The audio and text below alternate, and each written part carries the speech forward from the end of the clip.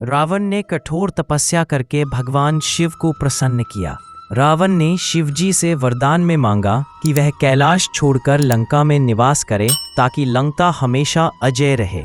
भगवान शिव ने इस शर्त पर वरदान दिया कि वह एक शिवलिंग के रूप में रावण के साथ चलेंगे, लेकिन रावण को उस शिवलिंग को रास्ते में कहीं भी जमीन पर नहीं रखना है। शिवजी ने चेतावनी दी कि यदि वह शिवलिंग को जमीन पर रख देगा तो वह वहीं पर सदा के लिए स्थापित हो जाएंगे। रावण का प्रस्थान और देवताओं की चिंता, रावण शिवलिंग को लेकर लंका की ओर खुशी खुशी चल पड़ा। वह जानता था कि अगर शिवलिंग लंका पहुंच गया तो वह हमेशा के लिए अजय हो जाएगा। यह देखकर सभी देवता घबरा गए। देवताओं ने भगवान विष्णु जी से सहायता मांगी, जिन्होंने इस समस्या को हल करने के लिए एक माया रची। विष्णु की माया और गणेश जी का आगमन। जब रावण शिवलिंग को लेकर तेजी से लौट रहा था, तभी विष्णु जी की माया से उसे बहुत तेज पेशाब मूत्र त्यागने की तीव्र इच्छा लगी। रावण जानता था कि यह देवताओं की चाल है, लेकिन वह अब और चल नहीं पा रहा था और विचलित हो गया।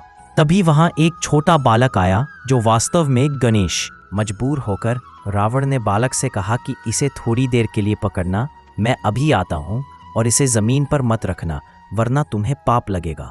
बालक गणेश जी ने हामी भर दी, लेकिन यह शर्त रखी कि अगर उसे देर हुई तो वह शिवलिंग को जमीन पर रख देगा।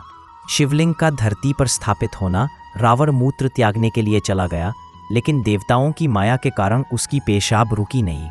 काफी देर होने के बाद बालक ने अपनी शर्त के अनुसार शिवलिंग को जमीन पर रख दिया।